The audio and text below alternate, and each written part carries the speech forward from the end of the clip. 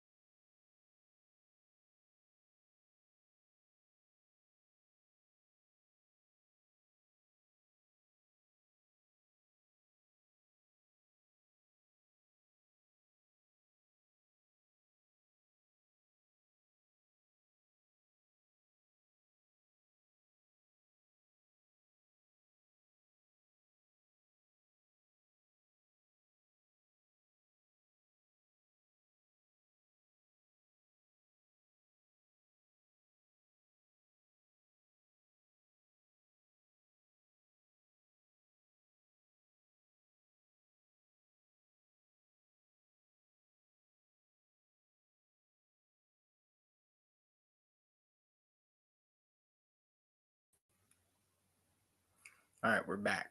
Hopefully, I'm unmuted now.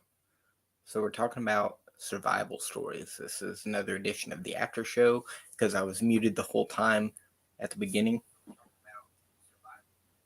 Now I know that I'm not muted because, I got my phone. I should have had that turned up a little just to make sure. So, I'll have that figured out next time.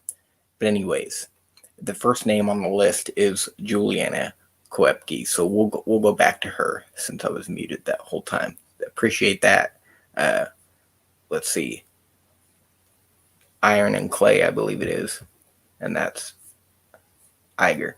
So thanks for that, for letting me know that I was muted, because I would have probably went on for a couple hours, not knowing that.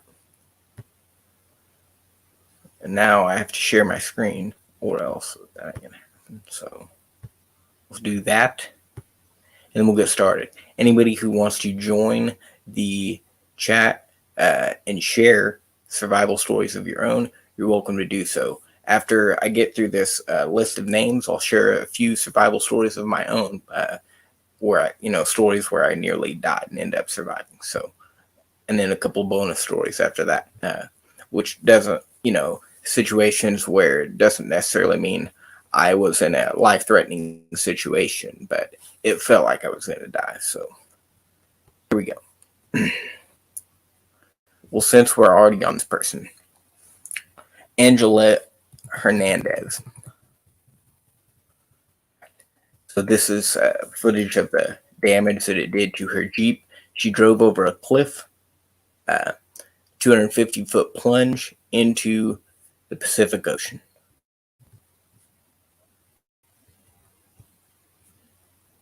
She was able to, she had like multiple broken bones, but she woke up unconscious in the vehicle. It was half submerged, and she managed to break open the window, crawl out, and crawl up on the shore, where she laid there for 7 days, basically dying until somebody found her.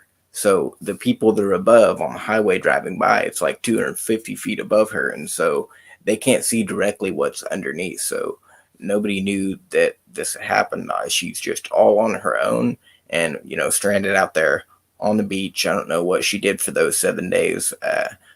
Maybe the story will continue. So let's go back to the website. But she ended up with several broken bones. Something happened to make her swerve, So she goes over this cliff into the ocean, the Pacific Ocean. That's terrifying.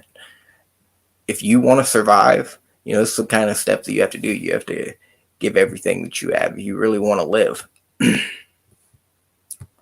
But back to the story. See if we find some kind of like some in on what she did for those 7 days. So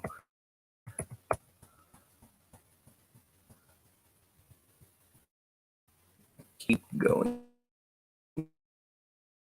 down. Her and her friend.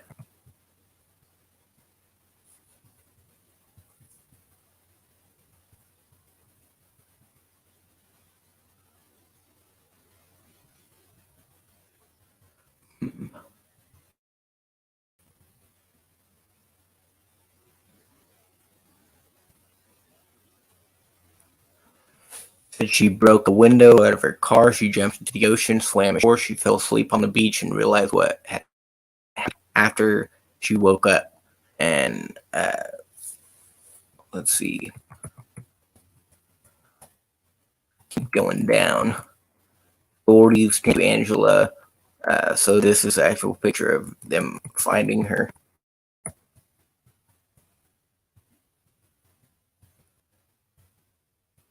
Clothes were in tatters. Her socks were in scraps. She was shoeless. She was very wet. At high tide, there's no beach. Said sometimes she'd been sleeping and she'd wake up at night with waves smacking her. So she basically just like sleeping this entire time. I found a high spot I was able to climb up and found myself there almost every day. I could see driving across the cliff, like I could yell just loud enough. That's all it would take to get me back to my family. Just one person noticing me. All right, now let's go to that first person, which is Juliana Coe.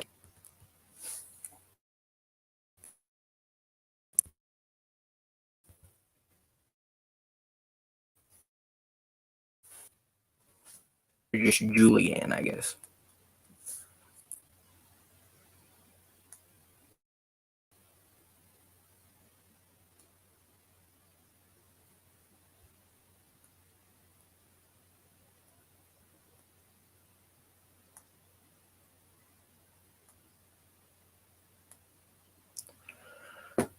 In 1971, Koepke survived Lanza Flight 508 plane crash after falling 9,843 feet, nearly 10,000 feet, while strapped to her seat. The teen survived 11 days alone in the Amazon rainforest.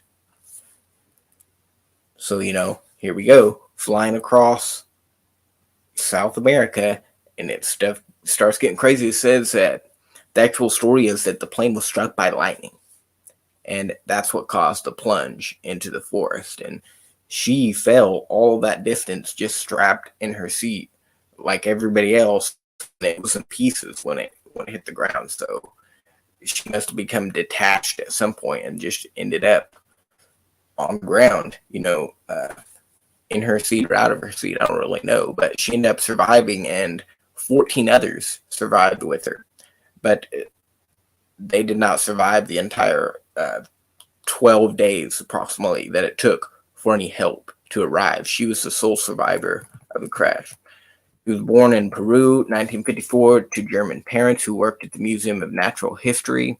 And when she was 14, her parents left Lima to establish Panguana, a research station in the Amazon rainforest. She became a jungle child and learned survival techniques. So a few years of training in survival had already developed in that actual Amazon rainforest where the plane crashed. That's where she was probably going, to that research station. So she already knew how to survive, and that's what ultimately led to her survival. Why, who knows why the 14 others exactly, who knows exactly why they couldn't make it, but a big part, I guarantee, why she was able to survive is because she had parents who ran a natural history museum and who were literally training her in survival techniques. Okay, she was called a jungle child. So here we go. This is survival 101. You want to know how to survive? Then find somebody who lives in the jungle, or at least is somebody who is trained in that, and have them teach you. There's really no other way to do it. You can't just put somebody out there and then expect them to survive in the jungle. That's a big part of why probably everybody else died. So, and then also you have a will. You have to have a will to survive in order to be able to tell stories like this. And not all the time. In my case, I would be just lucky. So, anyways, we'll get to my stories after we get through 4 more names. Harrison. It's a crazy story here. Harrison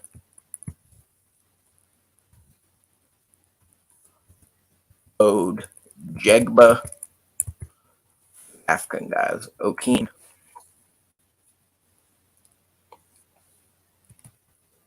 So there's a picture of him rescued after 60 hours in a sunken ship, and he had like an air pocket in one of the bathrooms. Okay, so he just stayed there in the pitch black dark over 60 hours. Sorry, story a little bit here.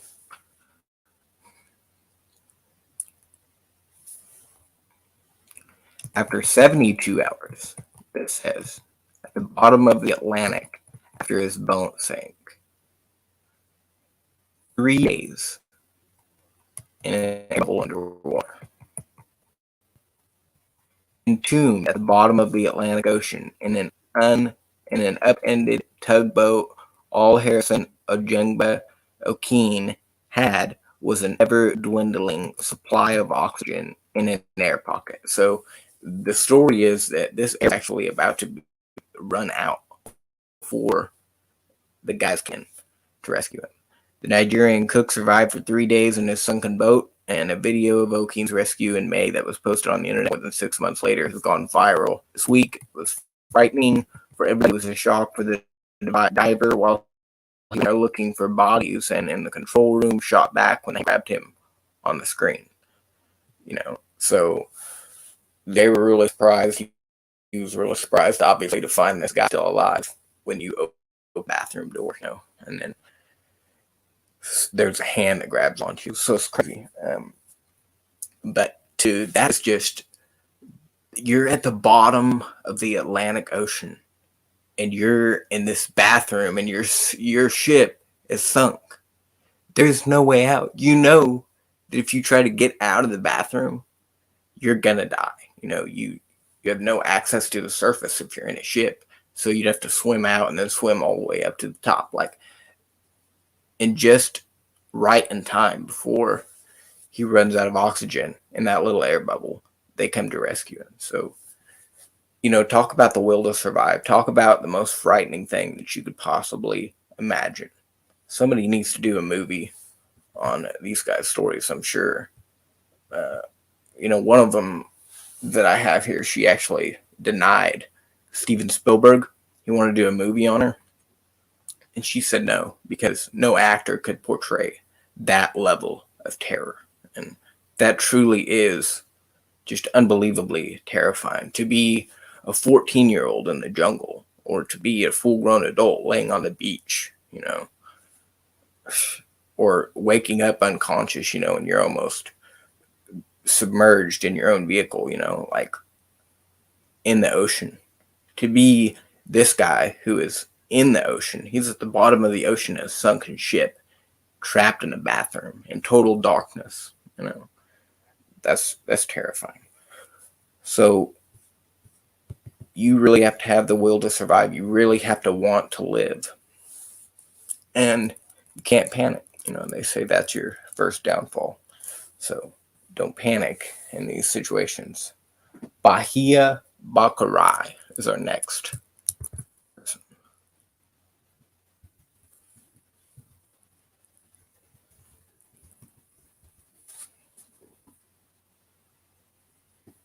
So if you're in backstage, just put that in the comment section, and I'll come back to the home screen and then let you in. Just make sure if you're trying to get into the stream, let me know in the comment section, because I'm busy on the Google search here. Bahia Bakarai. There we go. Bahia. A French woman who was the sole survivor of a flight 626 Airbus A310, which crashed into the Indian Ocean near the coast of Grande Comore on June the 30th, 2009, killing 152 other people on board. She was the only one who survived out of 152 other people. Bakarai, who could barely swim and had no life vest, clung to a piece of aircraft wreckage, floating in heavy seas for over 9 hours, much of it in pitch darkness before being rescued. Her mother, who had been traveling with her from Paris, France for a summer vacation in Comoros, died in the crash. And so, let's see. The story goes that when she was able to grab on to a piece of floating wreckage, she could actually, it was pitch black, but she could hear the screams of all these other people who managed to also, or maybe didn't manage to get some kind of piece of the wreckage that they could float on. It's kind of like the Titanic, you can't really share it. There's not enough room for two. So it's just she's hanging on to the only thing that she has, and nobody else really has anything to hang on to. So she hears their screams for several hours until they eventually all just die out. She ends up being the only one that was able to survive. So you have to, sometimes it doesn't come down to survival. Sometimes survival skills. Sometimes it's just a matter of willpower and how much you can endure and how badly you want to live. And in this case, she apparently want to live pretty bad. And all of these people, so kudos to them. And they should be a motivation to all of us to not panic and to just hold on for as long as possible. And you never know when God will send a lifeboat. If you show him that you really want to live, you got yourself in a horrible situation, and it may take willpower, but you could end up surviving. Who knows? Let's continue. Share my screen again, and then we'll move on to the next person.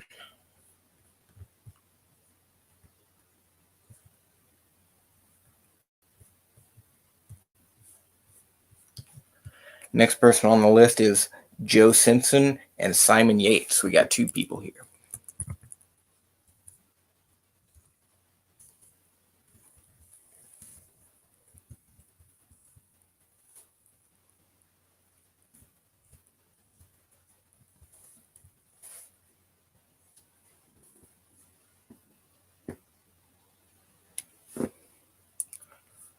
There we go.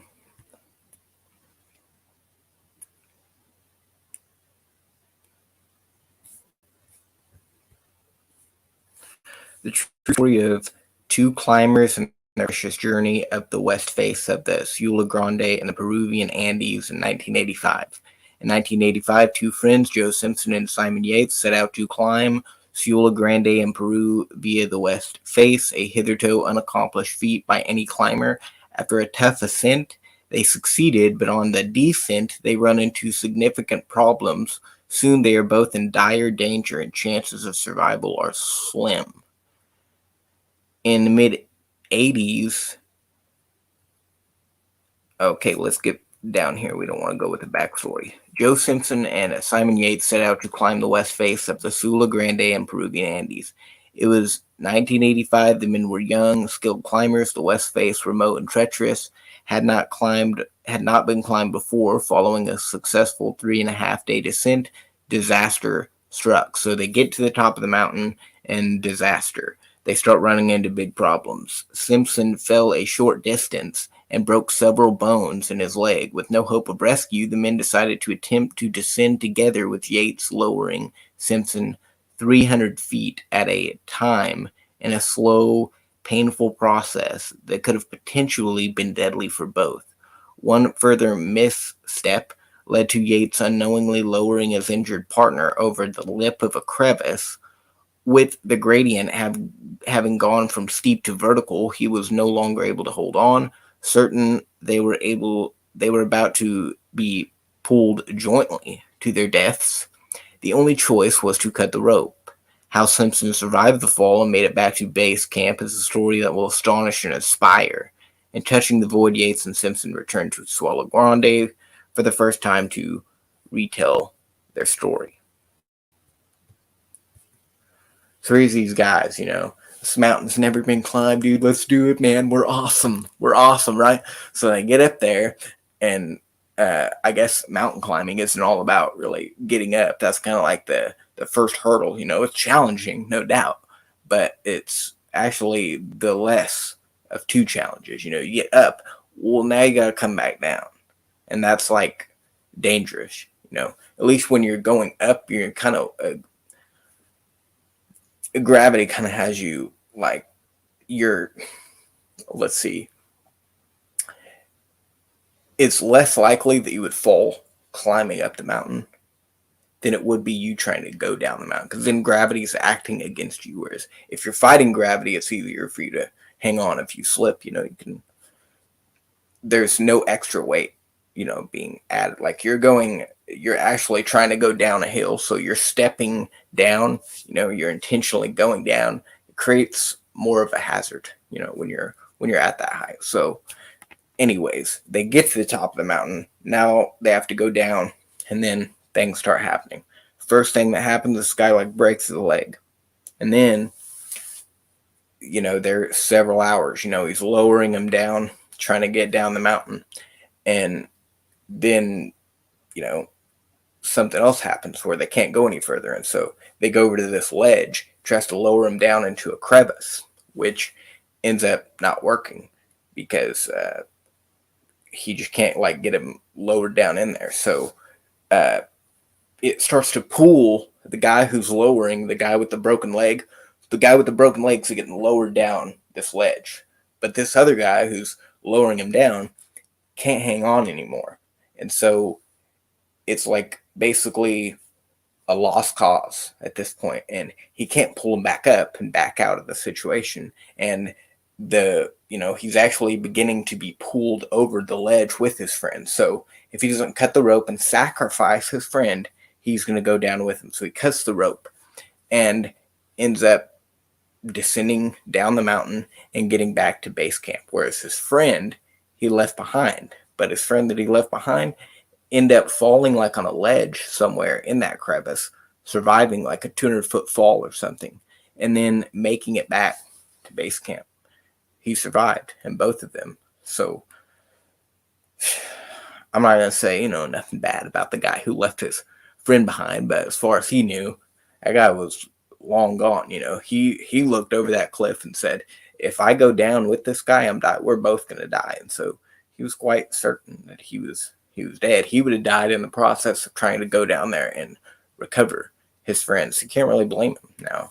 So a horrifying situation though. You're in just a frozen wasteland of ginormous rocks, and you just fell 200 feet, and you can't even barely move, and you've run out of food. They had already eaten long before that all of their rations, and so this guy's starving, and he actually ends up making it back, and that is the will to survive. So insane. Stephen Callahan is the last person that we'll look at.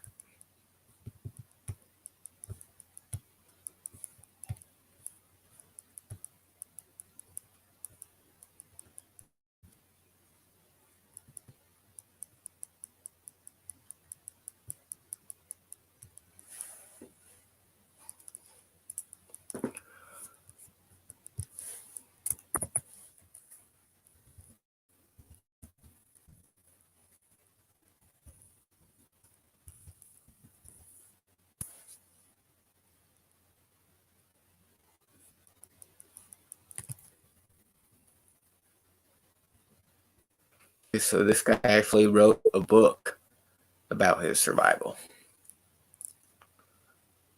Born 1952, American author, naval architect, inventor, and sailor. So total badass. In 1981, he survived for 76 days adrift on the Atlantic Ocean in a life raft. Callahan recounted his ordeal in his best-selling book, Adrift. You can read that book. Holds 3 U.S. patents. Departed from New Rhode Island. Here's the story. In 1981, on the Napoleon Solo, he designed and built himself, single-handedly sailed the boat to Bermuda, continued the voyage to England with friends Chris Latcham. He had left Cornwall that fall, bound for Antigua as part of the mini Transat 6.50 single-handed sailing race from England, but dropped out of the race in Liquor, Spain. Bad weather had sunk several boats in the fleet, damaged many others, including Napoleon Solo.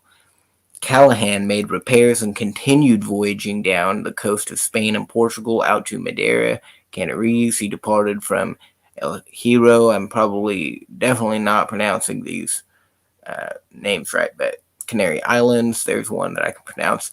Headed for Antigua in growing gale. 7 days out, his vessel was badly holed by an unknown object during a night storm, became swamped. Although it did not sink outright due to watertight compartments Callahan had designed into the boat. In his book, Callahan writes that he suspects the damage occurred from a collision with a whale. So this guy's just awesome at repairing the boat. It should sink by all means, but he is preventing this because he's skilled. So he's really smart, and he has survival techniques. So, unable to stay aboard Napoleon Solo as it filled with water and was overwhelmed by breaking seas, Callahan escaped into a six-man Avon inflatable life raft. So it ends up actually sinking, despite all of his efforts, and he gets on an inflatable life raft. Measuring about 6 feet across, he stood off in the raft, but managed to get back aboard several times to dive below and retrieve a piece of cushion, a sleeping bag, and an emergency kit containing, among other things, some food, navigation charts, a short spear gun, flares, torch, 3 solar stills for producing drinking water, and a copy of Sea Survival, a survival manual written by Douglas Robertson, a fellow ocean survivor. So he manages, to go like back and forth, you know, in between his sinking ship and his inflatable raft, and he gathers all of the necessary things that he's going to need. And so that's what you're going to have to do if you get in a life-threatening situation. You're going to have to use everything that you have and all the willpower that you can muster in order to be able to survive. There's no room for laziness, and even in general life, you need to be, if you want to be blessed, you want to be happy, you have to get things done. You have to use everything in your willpower to make a living so that you can give also to those who are in need, and that you can not have to worry about things. So if you want to survive, even if you want to prosper, you have to have skill. You have to have a trade, and anyways, the raft drifted westward with the south equatorial current and the trade winds. After exhausting the meager food supplies he had salvaged from the sinking slope, Callahan survived by catching food. He mainly ate or mahi-mahi, as well as triggerfish, which he speared along with flying fish, barnacles, and birds that he captured. The sea life was all part of an ecosystem that evolved and followed him for 1,800 nautical miles across the ocean. He collected drinking water from 2 solar stills, the third of which he had cut open in order to know how to use them, in various jury-rigged devices for collecting rainwater, which together produced an average just over a pint of water per day.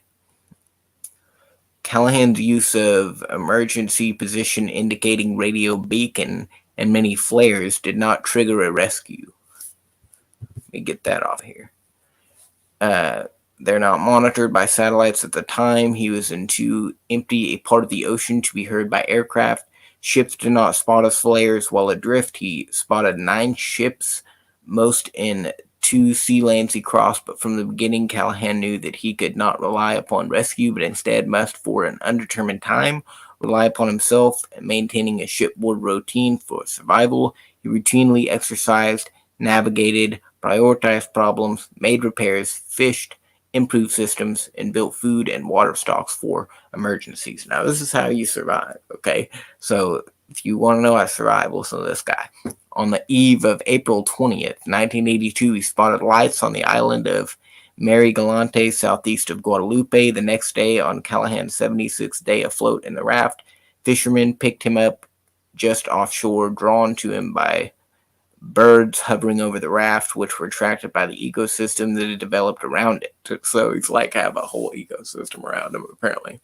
During the ordeal, he faced sharks, rafts, punctures, equipment deterioration, physical deterioration, and mental stress. Having lost a third of his weight and being covered with scores of saltwater sores, he was taken to a local hospital and spent 6 weeks recovering. This guy is like nearly dead, despite all of his skills that he had. So there's this theory. Let's just get off survival for a second, because this reminds me of a dumb theory. And that theory is that in order to explain why there are monkey fossils in South America, certain scientists, and this is in prestigious literature, have provided this what they call intelligent theory for us, that monkeys from Eurasia, from Africa, basically, found a way to raft, to sail, or surf across the Atlantic Ocean to South America. That's the only way you can explain how their fossils ended up there. Because with the timeline, they think that it was just one supercontinent that slowly split apart. So it was already done split apart, by the time that those monkey fossils were preserved in the dirt, with their geologic column or whatever. You can estimate, if they're in the upper strata, this was like whatever. The point is that you shouldn't find the remains of monkeys in South America if they were only in Africa at that time. If according to their time scale, if you have fossils over in Africa and they have a certain age and everybody agrees they were living here at this time, but then you have them over in South America, well, they were evolving over here at the time that the continents were separating. So they shouldn't be anywhere over here. And if they are, you got to come up with some explanation as to how monkeys, which evolved in Africa, ended up all the way across the ocean in South America. And one of their theories is that they surfed. Okay, they rafted on little rafts or whatever. Obviously, they didn't make the rafts, but you have like floating log mats of vegetation or whatever that they supposedly used in order to get across the ocean. A human being can barely survive on a raft across the ocean with survival skills, and all of those different tools and stuff with him, like a human being. There are sharks out in the water. Okay, you have to be able to survive. You can't just drink the salt water. Like, the monkeys are gonna die. It's not gonna happen. They're gonna. If a human being can't do it, how's a bunch of monkeys supposed to be able to survive? Like, where are they gonna eat? There's nothing there. And how, with the currents and everything, how are they even gonna end up on the continent? The current's going to keep you in the ocean. It's not going to draw you into the shore anyways. There's no reason for their raft to just magically float from one continent to another. That's not the way that the currents work, And I'd like to see them produce an experiment. If they're going to come up with this theory and put it in a scientific report, in an article, well, then at least experiment, at least put some monkeys on a raft and show that they can survive that however long of a voyage they theorize that it took to get there. But if it's just happening naturally, I'm assuming that it took, 6 months to a year. I mean, minimum, okay, for that to happen, which it didn't. But they didn't do an experiment to prove that, Anyways, went off on a little tangent there. We're going to take a little interlude, and I'd appreciate it, anybody who is available to join the stream, even if you don't have a survival story, and just maybe you have some of your own that you've heard, and come on here and share them. We'll keep this party alive. We're going to have a little interlude, give anybody that wants to some time to join the stream, and then I'm going to give you my own stories of, survival stories. If you want to call them that, I didn't have anything to do with survival. Sometimes it's just about being lucky. So we will be back momentarily.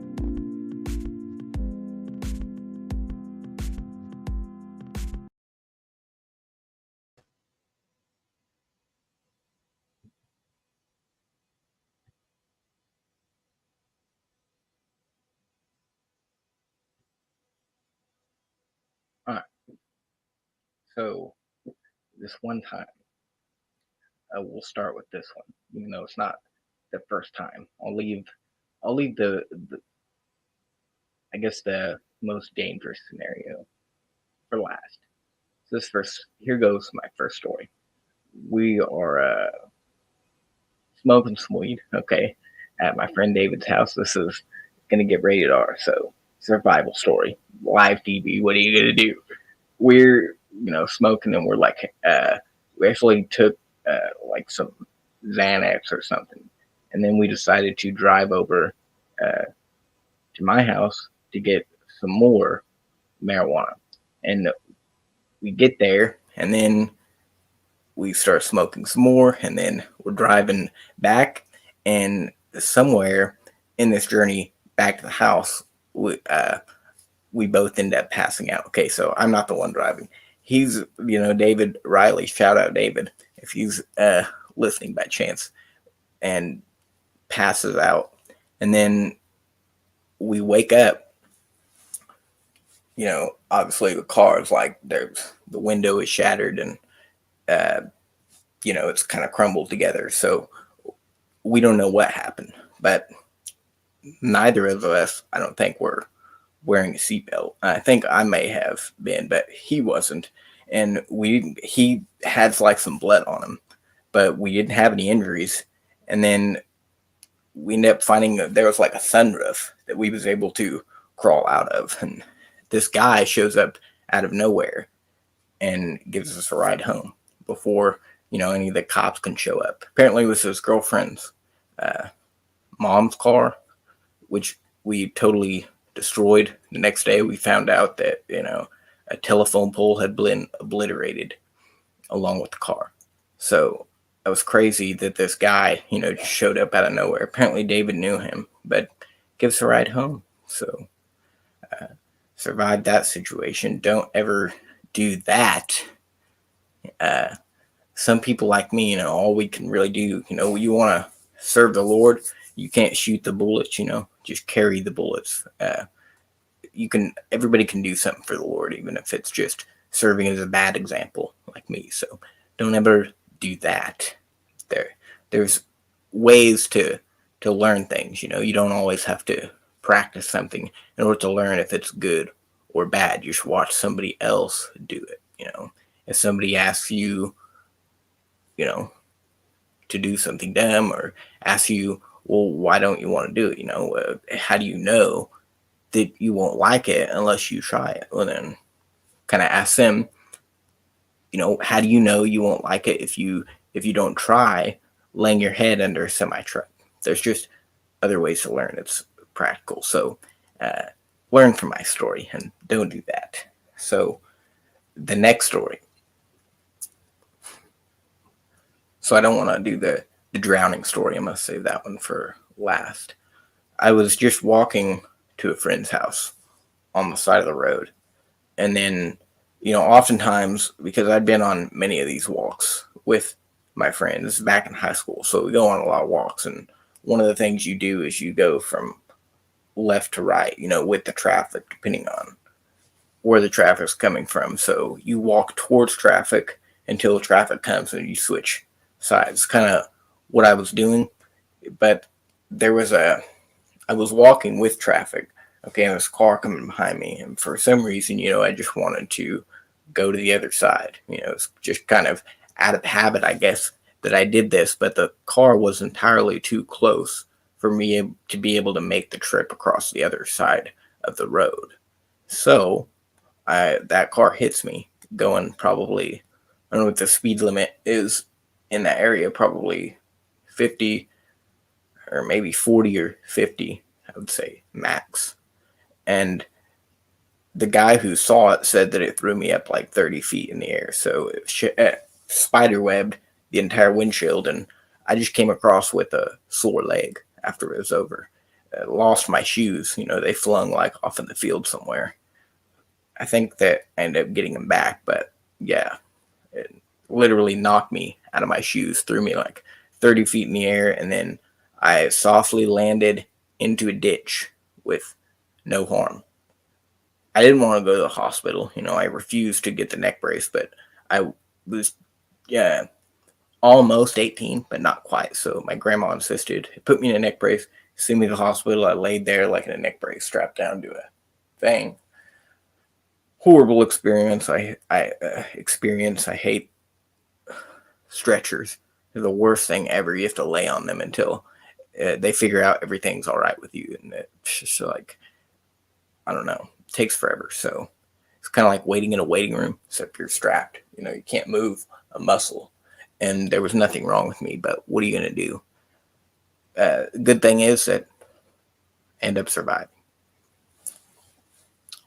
So the next story, let's see. What was the other one? Let's tell the drowning story and maybe it'll come back to me. So I was this is back when I would visit my mom because she lives in Georgia. So I was down there living, visiting my mom in Georgia, which would be like the whole summer on summer vacation. And I was probably like in my early teens. And we decided to go like on this, on a boat and float down the river. And we stopped like on a little bank that was at the river. And there's a little spot where you can swim. But I know how to swim.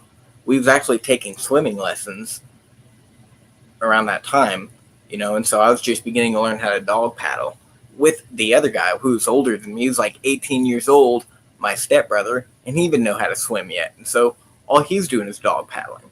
And we get to this spot because the river, the way that it is, there's really shallow places, and then there's just these huge drop-offs.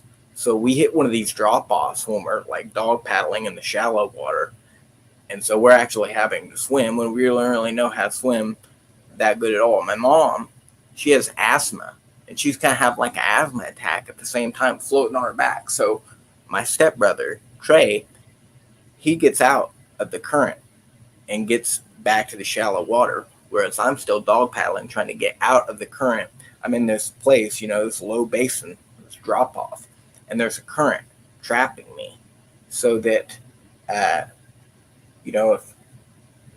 if I don't fight the current, it's going to carry me into deeper waters, okay, and off down the river, and I'm going to drown because it's pulling me under. The current is pretty swift, so there's a good undercurrent, and I'm trying to fight against the current and stay above the current, and I'm going down multiple times. And my mom's floating on her back trying to maintain her asthma attack. That's a true story, okay? My stepbrother, Trey, he found us, like I said, he can't help me because he can't really swim either. So he's not going to go out there to save me. There's nothing that he can do. Him and my mom are just kind of in shock. They don't know what to do. And the guy that my mom was dating, which would be my stepbrother's dad, Henry, he had the motor on the boat like turned on, so he's messing with the engine and it's really loud, so he can't hear me screaming for help, saying, Henry, Henry, help me, I'm drowning. He can't hear me.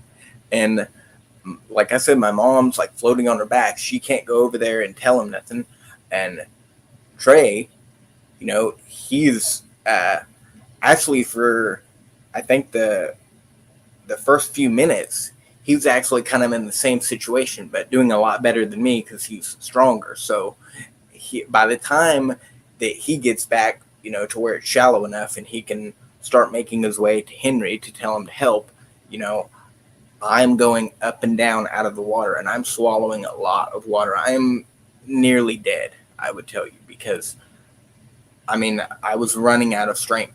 There's only so long where you can fight against a current, trying to avoid getting taken off in the other direction. You're fighting against the current, treading water. All you know how to do as far as swimming is dog paddle. There's an undercurrent. I'm being taken down and finding my way back to the surface multiple times, swallowing tons of water. And just when I think that I'm about to die and it's all over, Trey gets over there. Henry stops the engine, sees what's going on, and runs out there and swims out to that spot, puts me on his shoulders. He's like a really good swimmer. he, and as he's swimming, as I'm on his shoulder and he's swimming me back, I'm puking out all of this water. So I'd swallowed a ton of water, nearly died in that situation. And he was telling me a story sometime later. We was out at the pond that when he was a Navy SEAL, they would actually put weights on you in order to, to teach you to tread water and to basically, I guess, survive in the ocean. So like a training technique that they have where they put weights on you and you have to tread water with those body weights for several hours. I can't remember how long he said, but it's a ridiculous amount of time. But it's a good thing that he was a great swimmer, because he was able to just throw me over his shoulders and swim me right out of that current situation. And I'm alive to tell the story, thank God. So let's see. I almost drowned. I almost got hit by, or I did get hit by a car. I didn't die. I almost died getting hit by a car. I almost died in a car crash that obliterated a telephone pole. I totaled the vehicle, obviously. Now, there was a fourth story. It's not coming to me right now. Let's see. What am I missing? Maybe those were the only three.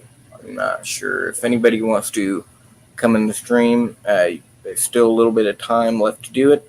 And then you can share any survival stories that you have on your mind. Let's see. One time I did, so these would be little bonus stories.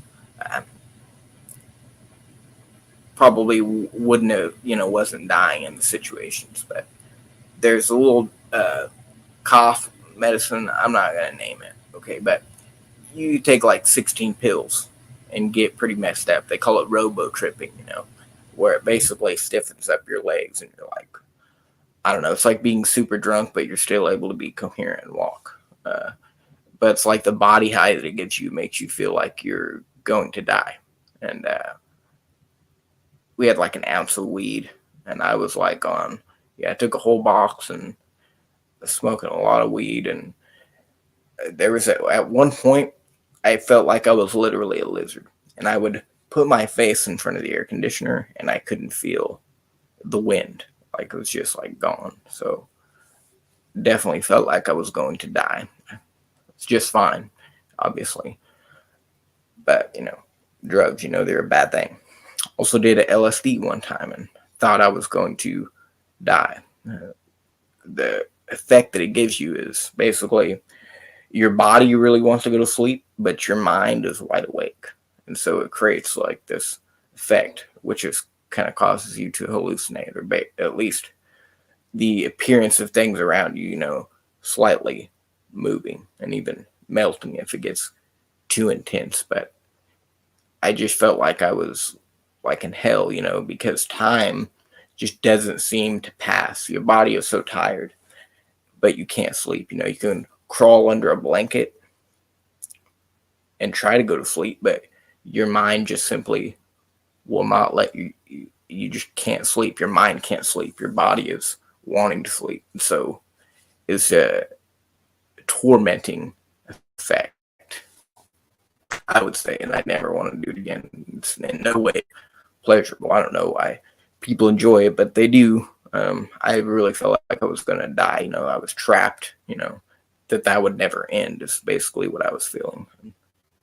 Thank God that it did, but, not really life-threatening, but definitely felt like I was going to die. So not an experience that everybody goes through necessarily. Unless you live in wild like me. At least I used to. I don't try to go for those hard drugs anymore. I don't even do drugs, okay? Just weed. But anyways, I was trying to think of that fourth story, because I know it's out there. Let's see. So if anybody in the comment section you want to share a story, you can share it in the comment section as well, and I'll pull it up.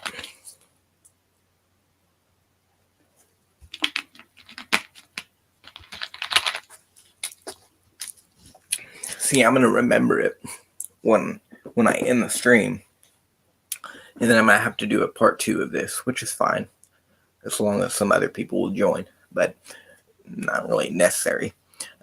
Just make sure to like, share, and subscribe. Thank you for tuning in, everybody. Stay in prayer. God bless America. I am Chris Silvius, and I'm out.